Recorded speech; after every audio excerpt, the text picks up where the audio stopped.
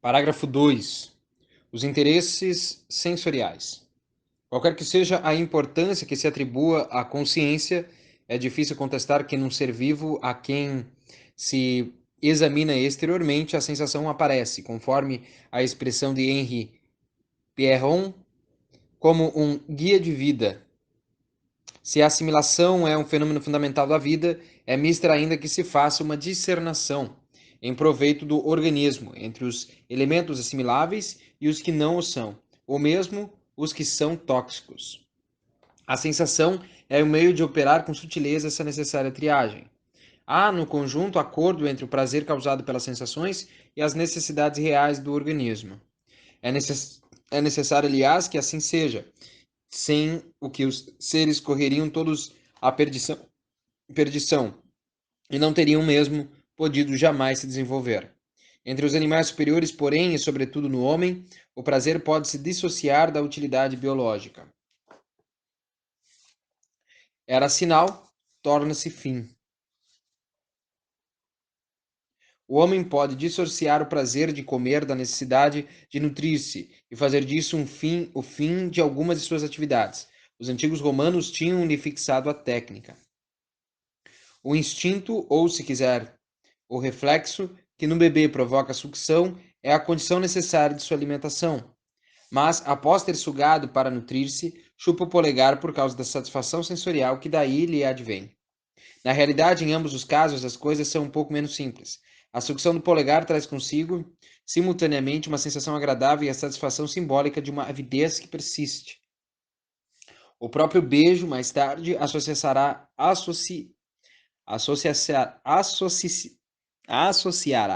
ainda, e em proporções diferentes segundo os casos, o prazer dos sentidos ao da posse. Neles se encontram os vestígios da avidez inicial. Exatamente como a carícia imita, no abraço, o gesto espontâneo de trazer para si e de tomar. O beijo permanece sempre a sublimação da sucção ávida do bebê ou das mordidas do jovem carnívoro. A linguagem testemunho fiel faz-nos lembrar em suas metáforas que o beijo tem origem alimentar. Disse, comer de carícias, devorar de beijos. E as brincadeiras das mães com seus filhos reproduzem, nos risos que nascem do simulacro, o ato de devorar aquele que se ama. Ainda aqui, porém, a caracterologia nota diferenças consideráveis entre os indivíduos, quanto à sua faculdade, maior ou menor, de desprendimento com referência à utilidade biológica. Há homens aos quais a sensação quase nunca faz mais do que fornecer um conhecimento. Neste caso, a cor vermelha deste fruto é apenas índice de sua maturidade e de seu valor nutritivo. E este ruído de água que murmura e com o qual o poeta se encantaria não é, para tal homem, senão um sinal de uma possibilidade que tem de dessedentar-se ou de tomar banho. Para outros, ao contrário, a sensação possui enorme autonomia. Aristóteles nota muito bem que se obtém um primeiro grau de dissociação no conhecimento sensível. Abre aspas. Todos os homens têm, por natureza, o desejo de conhecer. O prazer causado pelas sensações é a própria prova disso, pois mesmo fora de sua utilidade, elas nos agradam por elas mesmas. Fecha aspas.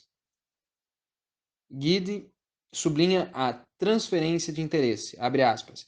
A sensualidade consiste simplesmente em considerar como fim e não como meio o objeto presente no momento presente. Fecha aspas.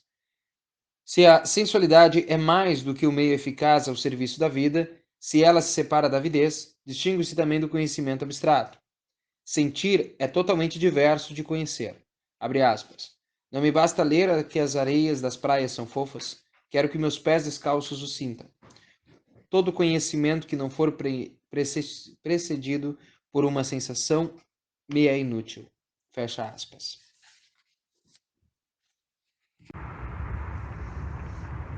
Tornar-se-á encontrar tal opinião no comentário das perguntas que se referem aos interesses sensoriais.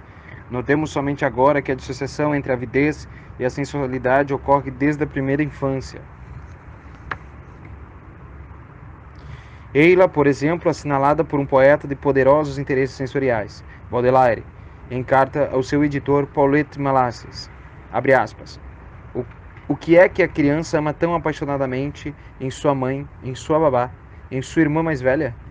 Será apenas o ser que a alimenta, que a penteia, lava e embala?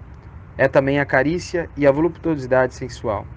Para a criança, tais carícias se exprimem sempre que ela tome conhecimento da mulher, por todas as graças da mulher. A criança ama, portanto, sua mãe, sua irmã, sua babá, por causa do roçar agradável do cetim e das peles, do perfume do colo e dos cabelos, por causa do tintilar das joias, do jogo de fitas e etc. Por todos esses mudos muliebres, começando pela combinação e exprimindo-se até no mobiliário, em que a mulher deixa a marca de seu sexo. Fecha aspas. Importa muito entender-se bem a independência desse fator. Perder-se na sensação é subtrair-se a toda utilidade biológica e da nutrição que é esquecida, como a da geração que não está ainda presente. O fato de que a maior parte dos prazeres dos homens, a alegria de tomar e de ser forte, de ser o mais forte, acompanha quase sempre o prazer dos sentidos, não deve impedir-nos de notar a distinção dos fatores que se combinam aqui e ali, em proporções variáveis. A vida das sensações é uma primeira dissociação no que diz respeito à avidez inicial. Gozar rouba forças e tempo à atenção. Gozar rouba forças e tempo à atenção. Gozar é perder-se numa contemplação que, por ser nesse estágio exclusivamente sensorial, não é menos um ultrapassar do instinto fundamental de possuir e de atrair para si. Se a avidez encontra sua exaltação no triunfo e no jogo, que é, em parte, uma expansão exuberante de força, a sensação, quando é verdadeiramente senhora e quando invade tudo, é um arrebatamento. É uma saída em si mesmo, um êxtase. Oferece-nos o mundo que se basta. Um daqueles que melhor lhe celebraram os atrativos, André Guidé, é perfeito ao captar no estado puro o jogo das cores, das formas, dos movimentos. Limita-os a eles próprios, isolando-os não somente de toda utilidade direta, mas ainda de toda inserção num contexto tomado de empréstimo à memória e que faria deles os elementos de um mais amplo panorama. Abre aspas. É perfeito o esquecimento de ontem que eu crio a novidade de cada hora. Fecha aspas. Encontramos-nos, além de toda a ideia de posse, de aquisição, de apropriação. Abre aspas. Que de maiores delícias haveriam de dar-te esta manhã deliciosa, esta bruma e esta luz, este frescor de brisa, essa pulsação de teu ser, se soubesses deixar-te possuir inteiramente. Fecha aspas. Essa doação de si própria às impressões supõe a renúncia à avidez, supõe uma imprevidência consentida, um abandono de todo preconceito, isto é, de tudo o que talvez introduzíssemos no conhecimento, que provisse de nossas ideias. Abre aspas. Não prepareis tuas alegrias. Não prepares tuas alegrias. Ou fica sabendo que, no lugar para elas preparado, surpreender-te-á uma alegria diferente. Fecha aspas. O abandono ao momento presente não é aqui sinal de extremo primarismo, já que a consciência subsiste à precariedade da existência. Aquele que convida Natanael a gozar a delícia do minuto que se oferece, não cessa de ter permanentemente presente o pensamento da morte, como um fundo muito escuro, sobre o qual o instante se destaca com admirável brilho. E é a avidez, o desejo de arrebatar tudo de si, tanto quanto a secundaridade, o gosto do método, do sistema, que propõe Kierkegaard a Guide, quando o primeiro diz, abre aspas, não conheci o imediatismo, portanto, sob um ponto de vista estritamente humano. Não vivi. Comecei logo pela reflexão. Não a adquiri com a idade, sou o reflexo do começo ao fim. Fecha aspas. É, pois, de pleno direito que o termo estético designa ao mesmo tempo aquilo que provém da sensação pura e aquilo que diz respeito às belas artes. A pesquisa psicológica permite constatar o vínculo entre os dois setores. Nenhuma vida estética existe para quem as ideias e os sentimentos significam mais do que suas expressões sensíveis. Mas também, nenhuma vida estética pode haver para quem não se liberta suficientemente do desejo de apropriação e da vontade do poder. Os frutos que o pintor representa serão tanto mais belos quanto mais insubstituídos pelos frutos reais. A ilusão de ótica é um engano no qual o nosso desejo de posse se compraz. Ao contrário, a sensação pura, longe de ser o elemento de que são feitos os nossos conhecimentos elementares, é o que desperta a reflexão do filósofo ou a atenção apaixonada do artista. Situa-se além da percepção utilitária. Sem dúvida, não basta possuir interesses sensoriais fortes para ser artista. É mister também bastante atividade para produzir uma obra e não se contentar em sonhar com ela. É preciso, enfim, bastante aptidão para transmitir com êxito o que se sente. Mas não há nem possibilidade de criação plástica, nem sensibilidade para as artes nos indivíduos cujos interesses sensoriais são muito fracos, como atesta, por exemplo, o caso de Lamartine, terno, mas pouco artista. E nossa experiência demonstrou que, em toda parte em que poderosos interesses sensoriais se uniam a uma suficiente paixão intelectual, a pessoa tinha preocupações estéticas incontestáveis, ainda que as aparências pudessem ser muito diversas. Quando a paixão intelectual se torna predominante, o desejo de compreender sobrepõe-se ao de sentir e, se as aptidões o permitem, o indivíduo se orienta para a crítica, de preferência à criação. O espírito, neste caso, deixa logo de comover-se à simples contemplação e transforma o espetáculo em problema. Apega-se às razões da criação e aos processos que usou.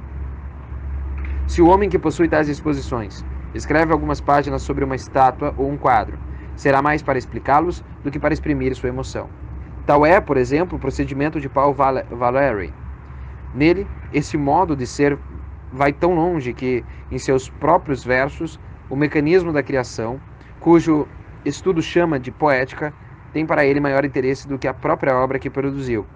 Isso ele mostra muito bem ao dizer que não se considera nem poeta nem filósofo. Já quiseram ver em tal afirmativo um coquetismo ou um paradoxo. Acreditamos, pelo contrário, que ele expressava sinceramente o que sentia. Seu interesse orientava-se muito menos pelos versos escritos ou para os sistemas criados do que para a compreensão de sua gênese. A sensação e as alegrias que ela faz nascer ocupam, assim, posição intermédia entre o apego a si próprio e o apego aos outros, ou às ideias. Isso não significa que possam ser estudadas totalmente isoladas. Nunca se encontrará o homem em quem um fator atuaria sozinho, com exclusão de todos os outros.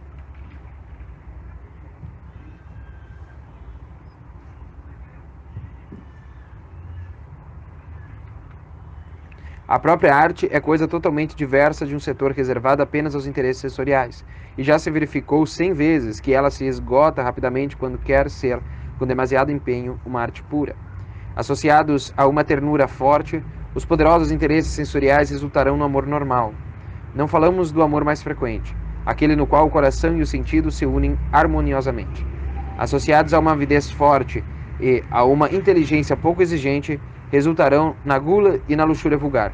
Quando tal combinação ocorre, a avidez se considera frustrada e cria um complexo de inferioridade, que um temperamento Marte torna agressivo. Tomba-se na crueldade e no sadismo.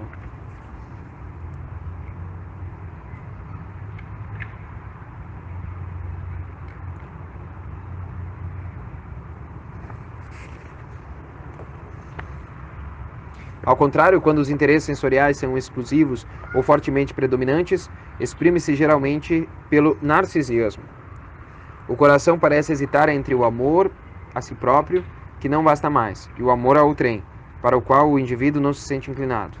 E se fixa ao próprio objeto, porém considerado em sua forma externa e como ocasião de prazer, em lugar de ser captado em sua verdadeira interioridade e em seu valor pessoal. Na atitude sensorial, a vida parece abandonar as profundezas do ser e expandir-se à superfície, pelo órgão através do qual se entra em contato com o mundo exterior, pela pele, que é local das sensações. E é o narcisismo, não a avidez, que se deve atribuir certo desejo de perfeccionismo incessante, que é menos enriquecimento do que a dor. Situação que encontramos também em Gade. Dir-te-ei, abre aspas, dir-te-ei, Natanael, eu me eduquei interminavelmente. E continuo, fecha aspas. Narcisismo é ainda o desejo de fazer de sua vida uma obra de arte, que valha por si mesma uma finalidade sem fim. O estudo de desenvolvimento psicológico atribui igualmente a Sensorialidade é esta situação intermediária que o exame psicológico direto dos adultos descobre. René Hubert demonstrou, em La Croissance Mentale, como os valores vitais do bebê tornam-se sensoriais na primeira infância, antes que se estabeleçam em toda sua importância as relações com outras pessoas. Ciclo análogo se refere pouco mais tarde, quando, na pré-adolescência, o jovem ou a jovem atravessa um período de narcisismo, depois de amizades apaixonadas, antes de verem o interesse polarizar-se em torno de um companheiro do sexo oposto. É evidente que os interesses sensoriais podem facilmente se diferenciar conforme os sentidos aos quais mais intensamente dizem respeito, mas isso não tem importância. O parentesco entre os diferentes prazeres dos sentimentos é grande. Esta não é para nós uma ideia a priori que poderíamos ter tido antes de começar nosso inquérito. Foi o que nos ensinou a observação, e não sem nos haver surpreendido. É frequente determinada sensualidade deslocar-se de seu objeto, e as sublimações nesse terreno são fáceis de observar. E indiquemos agora simplesmente o desenvolvimento da glutoneira nos sensuais, que querem permanecer castos, ou naqueles cuja potência sexual diminui. É na especificação da sensualidade que as circunstâncias e os hábitos são preponderantes, não na sensibilidade geral ao prazer, que é mais profunda.